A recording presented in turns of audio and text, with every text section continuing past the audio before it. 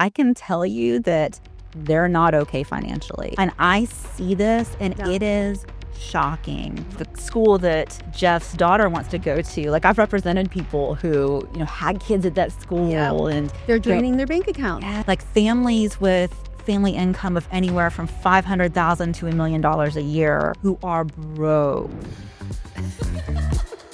Welcome to Holistic Dose, real talk from two 40-something unfiltered friends who've built businesses, found their glow up, and want to help you do the same. I'm Tiffany. And I'm Jeanette. And today we're going to talk about something that is, affecting us both as parents, but how to raise thriving kids without creating stress, burnout, and entitlement. Yes, this is something that I am struggling with right now immensely. Yeah. And just a little bit about my family. And it makes it even harder because we're a blended family. Right. But right now, some of the things that we're dealing with, we have teenagers. Yeah. We've I been do married too. for 14-year-old daughter. Yeah, like we've been married for going on, I think 7 years now. Our kids were elementary age when we married, and it hasn't been a struggle up until now. It's like the teenage years, all of a sudden, we're faced with a bunch of choices about how much we're going to spend on the kids and what kinds of activities. So the things that we're really Well, struggling. tell us about how many kids you have. So we have 3 kids. One is mine, so Angel. Logan. He's in the middle. He's about to turn 15 on Monday. How crazy is that? Yeah. And then Jeff's kids are about to turn 14 and 16. So in the fall when school starts, they'll be 14, 15, and 16. Yeah. So we're being hit with, do we buy them cars? Do they share a car? I mean, do 3 kids, do we really need 3 cars for 3 kids? Where are we going to put them? Yeah. How much is insurance going to be? Private schools is another big one. Jeff's 2 kids, both of them went to private school through the 8th grade. And then his oldest is in public now. His youngest really wants to go to St. Pius, if you're familiar with it. Well, then you're And- dealing with also with your son. Yes. You only have one, and what's fair, what's not, and That is like a another lot to huge navigate. complication because of Mhm. us being blended. I guess even if you're not blended, if you have 3, it's like, am I going to spend all this money on this one? Does it have to Well, be what if one even? has not as many interests, but the other one has more? Like, how do you balance that? Exactly. And we're dealing with competitive sports. So Which is so popular. I hear so many people the travel sports. They're spending their whole weekends and their lives wrapped up in this. yes. And so my stepdaughter, Autumn, started competitive volleyball. This is her 2nd year, but there are different levels of it. Mhm. And so the first year she was at the lowest level, which, it was pretty chill still. Yeah. Now she's in the middle. So there's been a trip from Atlanta to, well, I guess 2 trips to Orlando, but it could have been to Dallas or Mhm. whatever. And now she's talking about, well, now I want to do elite, which is a lot of travel. Yeah. So it really is bringing up okay, how do you figure out how much to spend on your kids? Right. How much do we sacrifice to do that? Yeah. What do our kids really need? And, it brings us into as parents, we feel this pressure to provide everything. Well, if you think about growing up, your upbringing, so what did that look like? I did grow up with privilege for sure. Mhm. My parents, they were really from a blue collar background. Both my grandfathers worked in the steel mills. Uh-huh. So my parents were a family that were new to, I want to say they weren't rich. They're not rich, but comfortable, right? And so I do think I kind of had some nice balance with that. But you're also an only child. But I'm an only child. And so that also, really did give me a lot of privilege. I had, my interest was the flute. So I had private flute lessons, and it was with, whoever the best teacher was. Yeah. I was going to get that. I did go on band trips with school. One of them was London. Wow. Yeah. Every year there was some big band trip. 1 year, I think 2 years was Washington, D.C., 1 year was Chicago, and then 1 year we went to London. And, Wow. it was optional, but Yeah. I had the privilege of being able to do that. My parents bought me a car, nothing crazy. Yeah. And they bought me a used Honda Civic, but it was a cute kind of girl car. Yeah. So I did have that background. Also with going to college, my Yeah. parents, they didn't save for college, but My mom was, she still is, a registered nurse, but she My didn't mom always too. work. So their plan for college was, well, if Jeanette chooses a private college, Mhm. which I was very interested in Wake Forest and Furman. My Oh, mom was like, well, I'll just go back to work and my salary pays for college, right? I didn't have that. Yeah. Yeah. So tell us, like, what was your situation?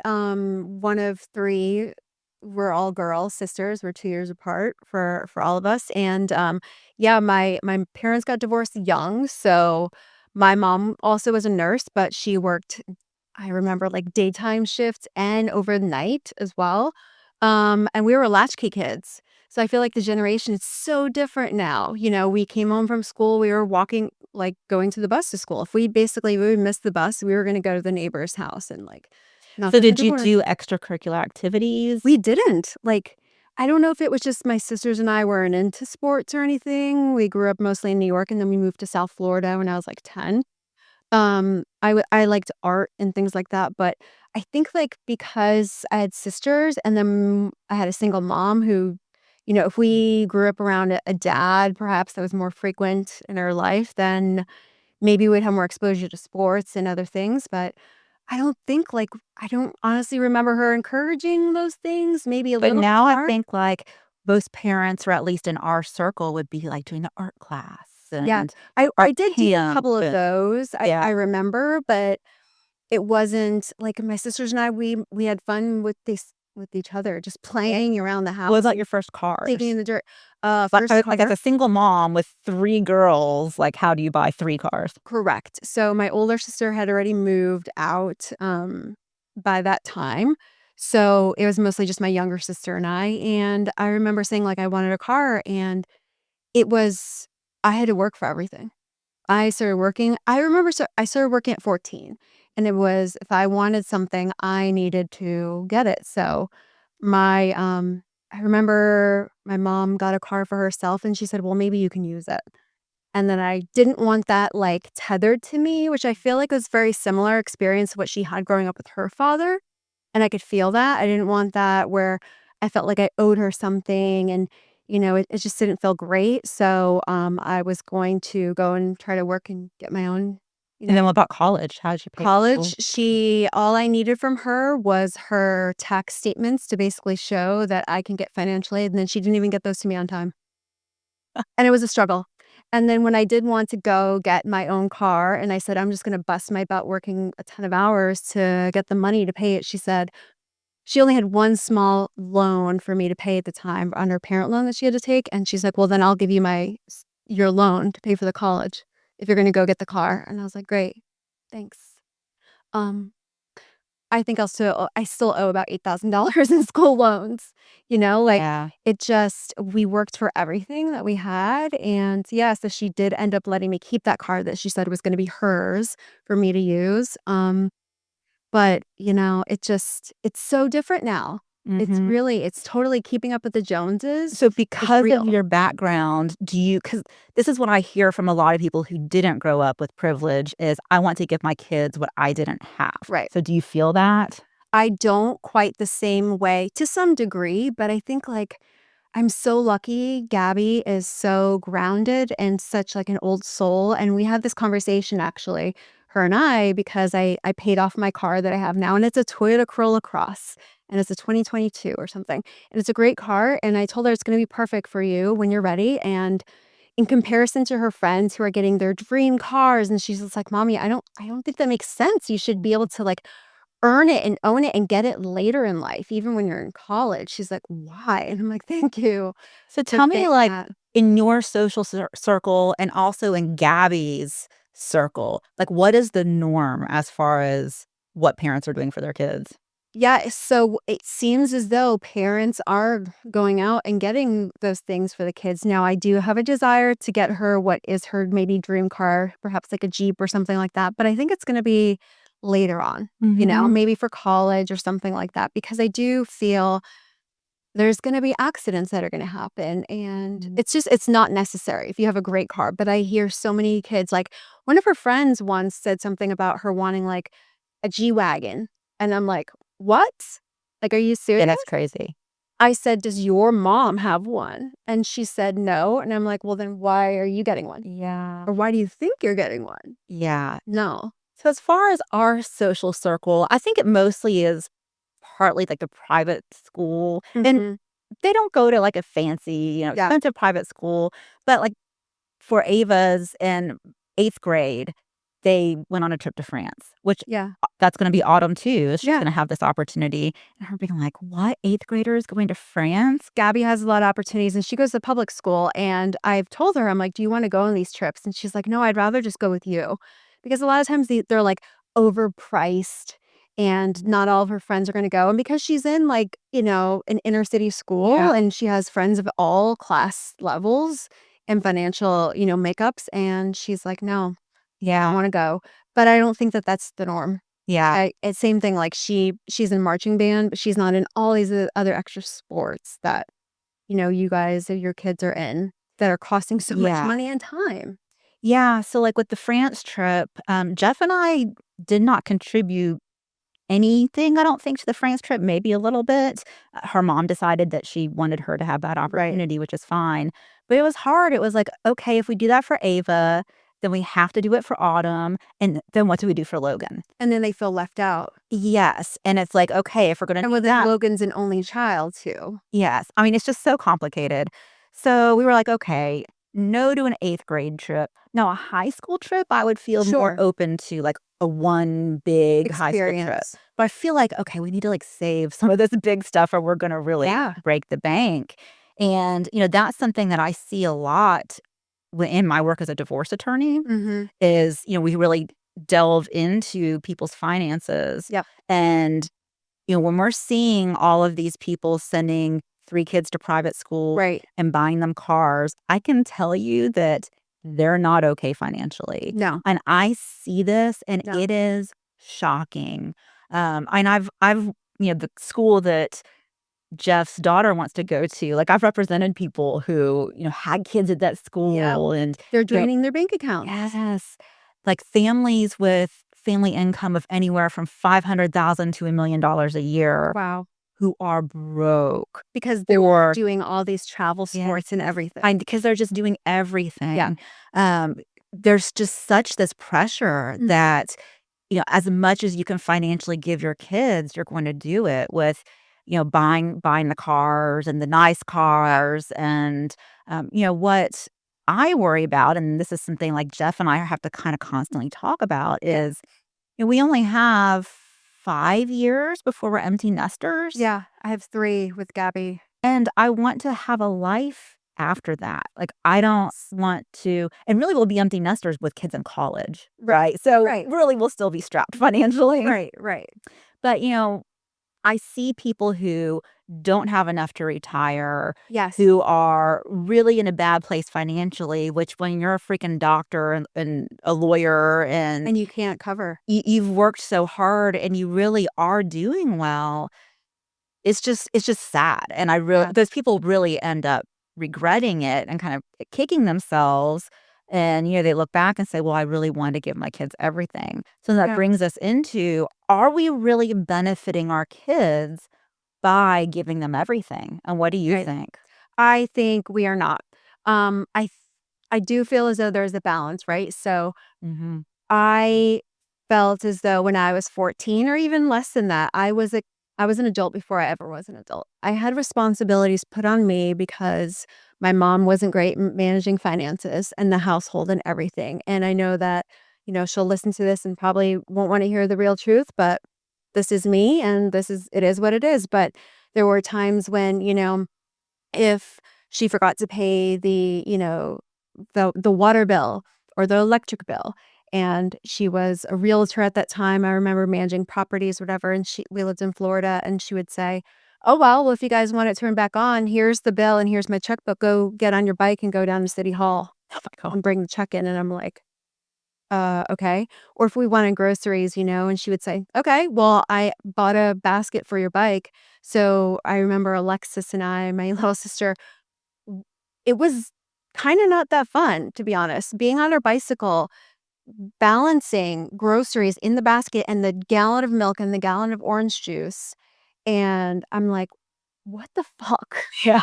Like, should I really have to do this? And now I learned a lot from it. Don't get me wrong, I did.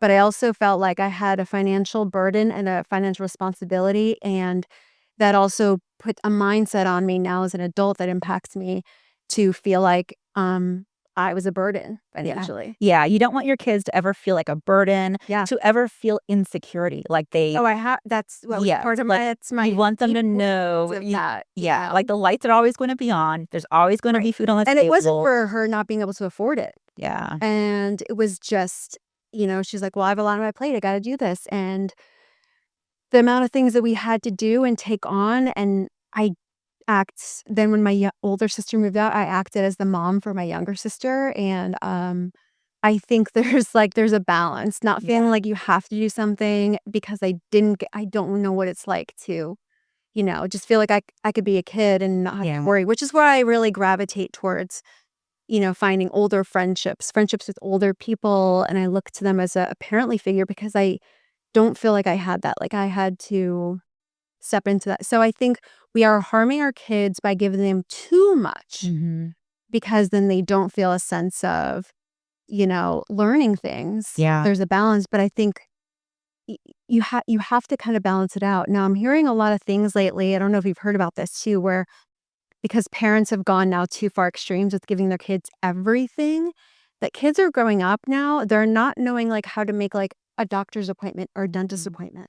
So, that's kind of a Like, basic phone yeah. calls. Yeah, something that I experienced from growing up with the privilege I had, and I could make basic phone calls, Yeah. but I grew up believing that we were the typical middle class family. Mm, I thought we were that this was normal, right? okay. And I do think that believing that was normal, and I wouldn't change anything other than maybe I wish my parents had told me this isn't normal. So I tell our kids this all the time, like, Yeah, not only this isn't normal, but you may not have this when you're an adult. right. Because I don't want to raise kids who have a $75,000 job and are sad and depressed Right, because it feels poor, right? Like, I right. want them to know this is privilege.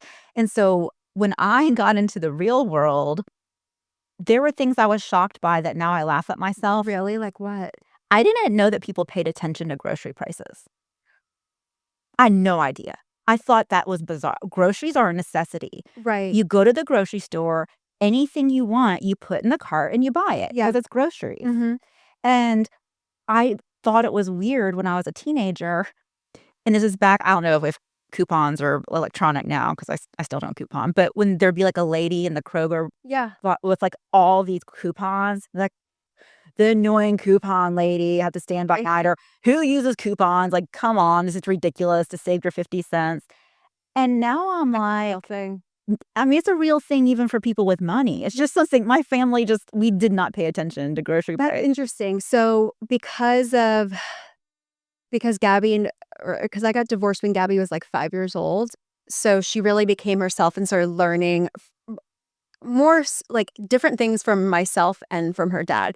And because I grew up feeling like I was a financial burden to my parents, I was very sensitive to I don't want to overdo for her, but I want her to make sure that she doesn't need to worry about the cost of things. Mhm. So there's many times where she'll look at the price of something and I'll be like, "Oh, do you want it?" And she looks at it. And I appreciate that she'll say like a hooded sweatshirt is like $50. She's like, "Mommy, that's too much." I'm like, "Well, you never really ask for anything. If that's something you truly want, I'll get it for you." And she's like, "No, mommy, I can find something else." That's great.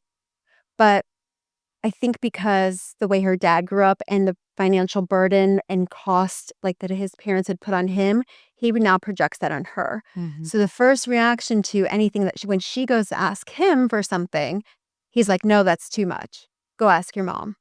So then I pay for everything now. And she knows that. Not everything, okay? But for things that she wants that are outside of that, he'll be like, "Well, I didn't agree to pay for that." So, Yeah.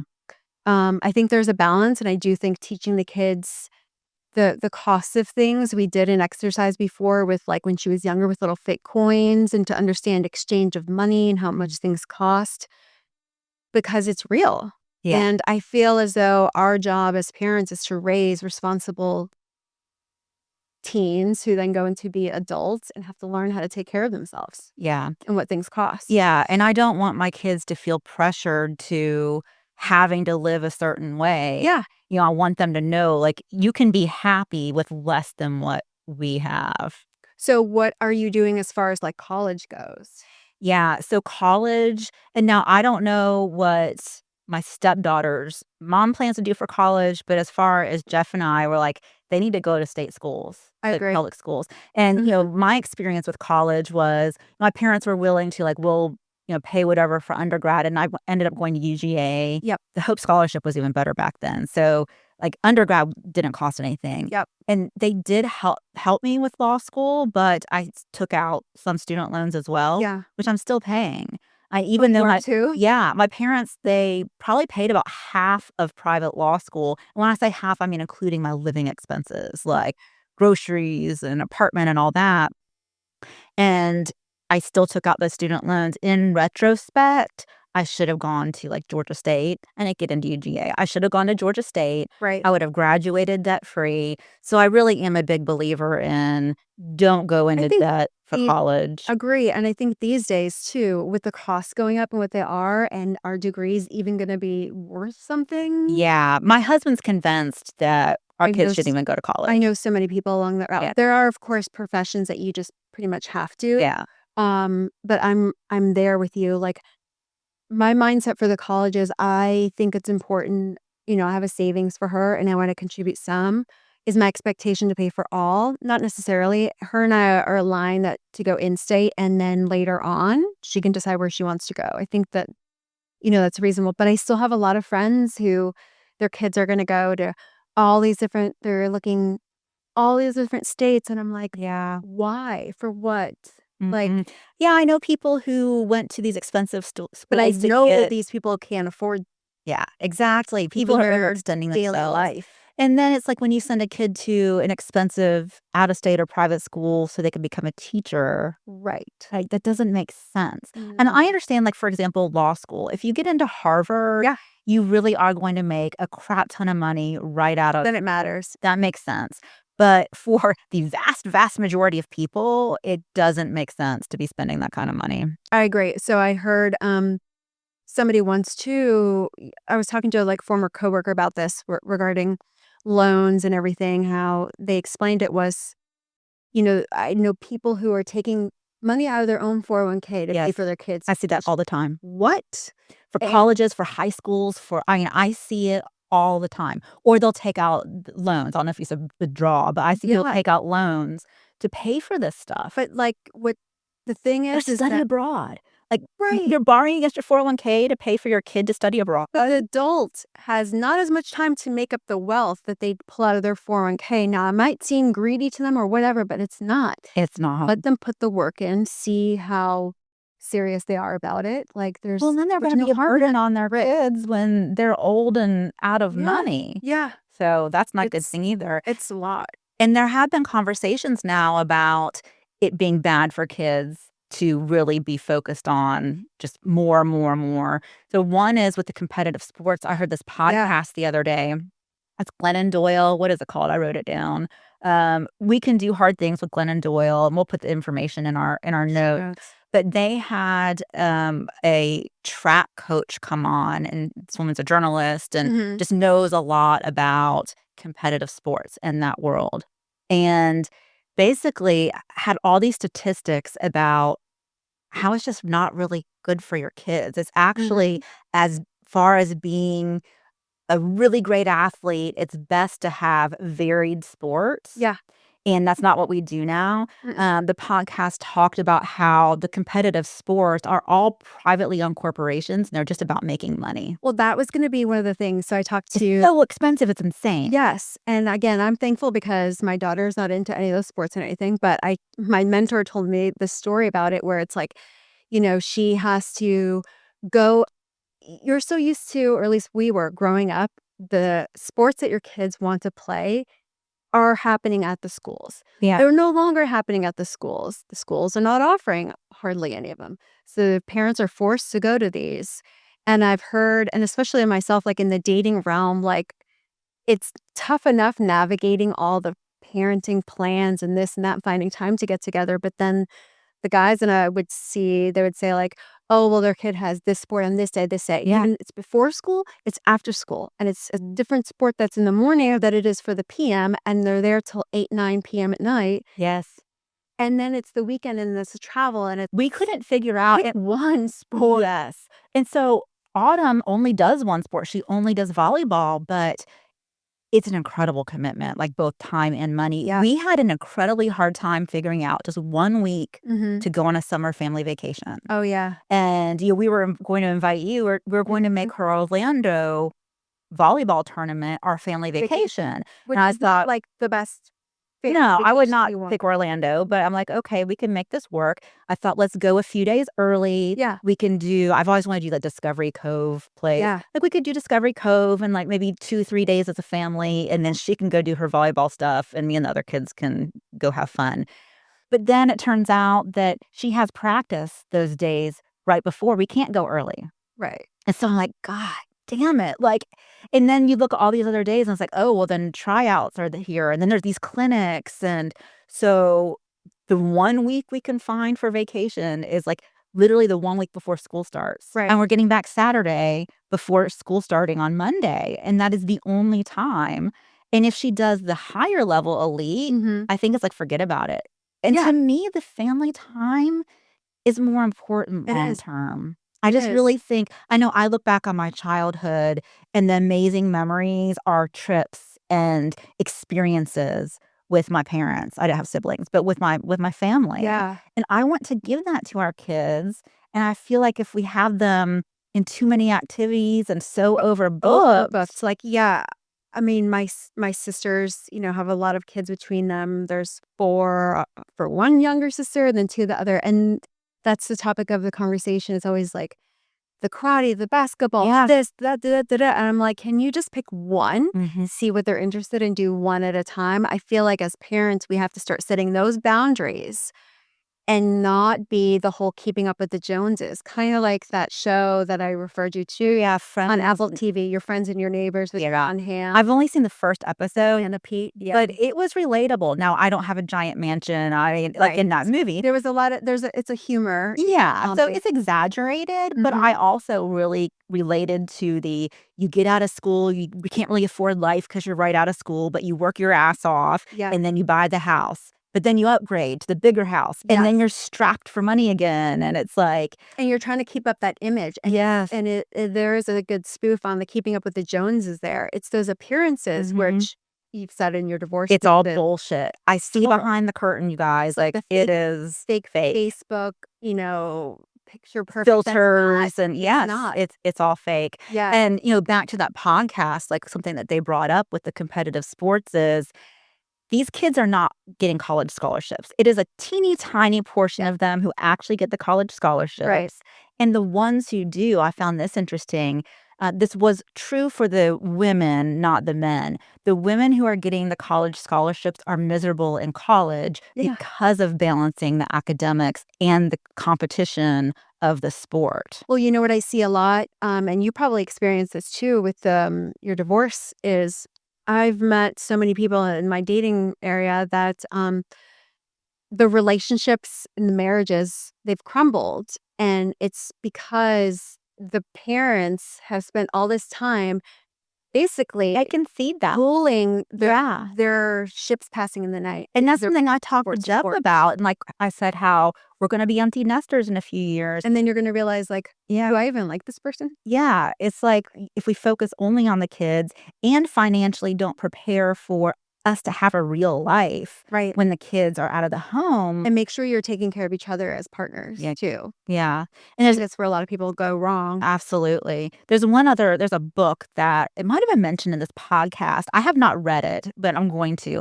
It's called The Price of Privilege: How Parental Pressure and Material Advantage Are Creating a Generation of Disconnected and Unhappy Kids.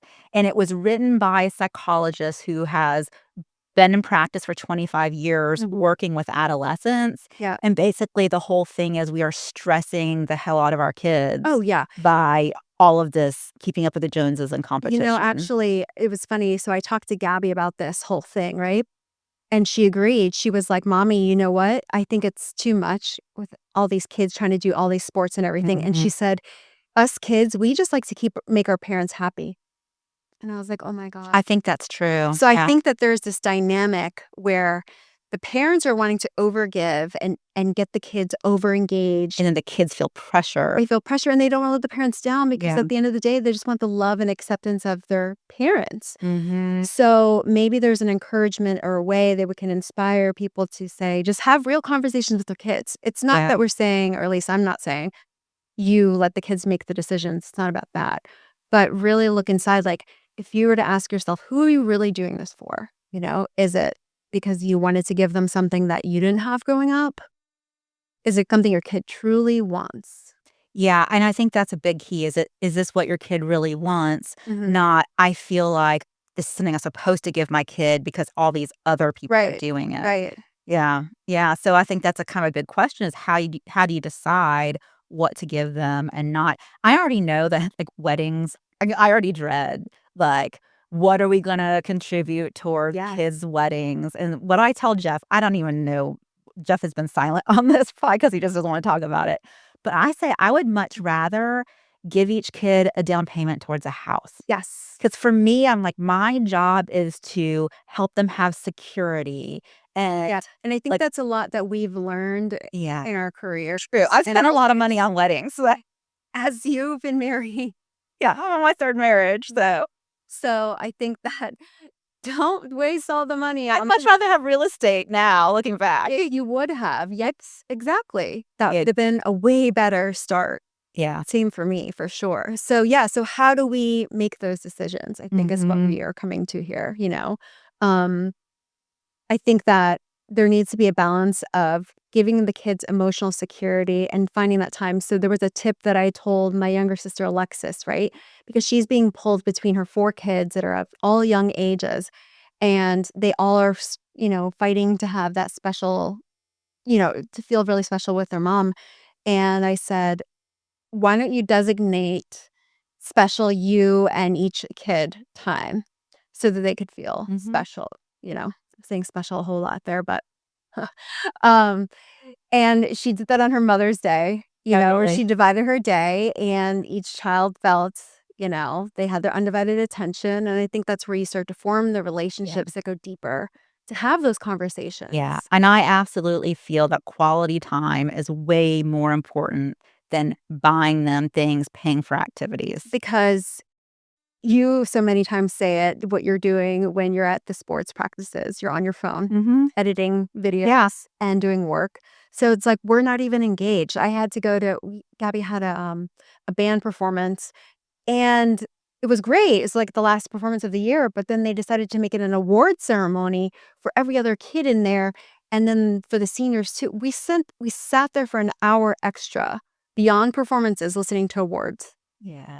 And I'm like, everybody got a reward for something and so many of them. At this Mhm. point, it's like, why? Yeah. You know? Yeah. That could have been a private thing done or Mhm. I don't know. And something I also tell myself is I 100% believe that when our kids are old and they're looking back at their life, they will say, I wish I had more time with mom and dad and my siblings, not, I wish I played more sports. And being I shuffled wish in the I back. did more camps. I wish I had more Lululemon Right.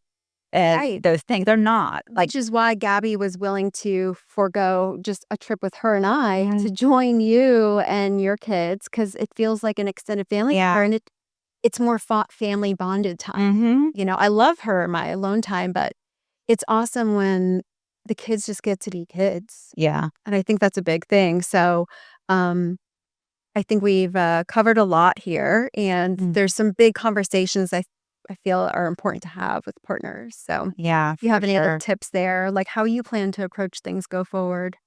Yeah, I mean, it's something we just figure out day to day, Mhm. and I am more proactive in wanting to talk and plan than Jeff. Jeff is an extremely avoidant personality. Yeah.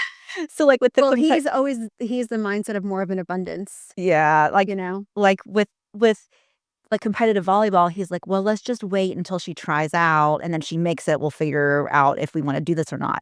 And I'm like, "But then she's gonna be excited, Yeah. and you'll disappoint her. I'm like, if we know we can't afford or we're not willing to make the other sacrifices for this, we need to go ahead and set expectations now. Yep. Um, so it's tough. I mean, I don't have the answer because we are navigating it and it's hard. And Yeah. it's even harder as a blended family. Right. So are you going to have conversations with them perhaps about like getting jobs? Yeah. And that's something else. Autumn's pretty young for a job. Yeah. And, she's in competitive sports. I don't know that she'll have time for a job. Yeah. Logan, absolutely. But Logan is a hustler. And actually Autumn is too. She just doesn't have Yeah. time. But both of them are pretty money driven and thinking I about think it helps build character. yeah, like Logan, his birthday is on Monday, and I got him a pressure washer Oh, right. because he came to me and said, "Can I borrow, I don't know, $300, $400 or something?" I'm like, "Why?"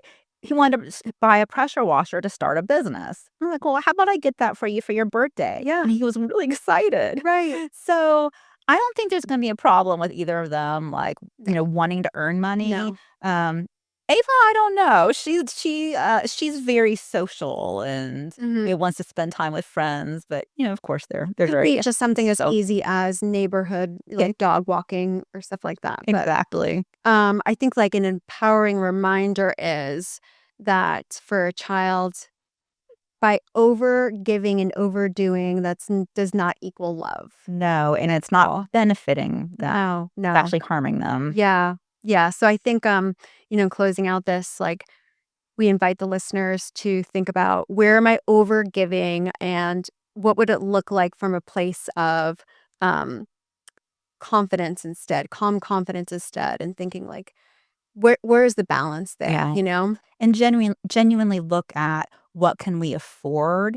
If you're Yes. not maxing out your 401k, if you're not doing those things to prepare for your future, you cannot afford Yeah. to be doing these extras. Oh, I completely agree. Yeah.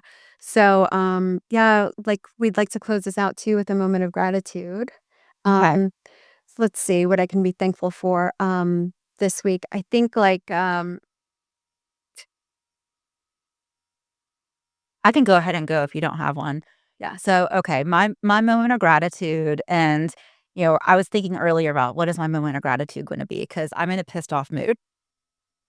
I have been I have been in a funk for a couple of days because of a struggle with hiring for my law firm. Ah, And so in thinking about, okay, what is this moment of gratitude going to be? I'm like, this is actually kind of demonstrating the importance of practicing gratitude because it's yeah. when you're in these funks, Yeah. it's what gratitude does. Is it like, okay, focus your mind. So I'm like, okay, I'm going to focus on why, instead of why, like, I'm pissed off about my business, the blessings that Yeah. my business has brought. And so my moment of gratitude today is like, thank God I started this business. It is successful. Like, Right. it's a successful business. It's not where I want to be, Right. but I have the more flexibility than I've ever had in my career. Yeah. And I'm building something that is focused on like what I believe in and what I care about. And I'm helping people in the way that I think is the right way to divorce. So that's Yeah. huge. And I'm Yeah, and grateful for that. I'm yeah, and now I'm working on building a women's health business too. So that's super exciting. Yeah, that's a Like, great moment of gratitude. oh yeah, and it's going to be so rewarding. It's going to be a lot of work, but focusing on women's midlife health and all the things that they're going to deal with. So anti-aging, HRT, skin, everything. Yeah, it's very exciting. So, yeah, I'm really excited for that. So we thank everybody for listening today, but so make sure you keep listening and subscribe on Apple Podcasts or anywhere you listen to podcasts. Follow us on social media at A Holistic Dose on Instagram, TikTok, and YouTube, and visit us online at holisticdose.com. Thanks for hanging out with us. We'll be back next week with more Unfiltered Friend Talk right here on A Holistic Dose. We'll see you next time.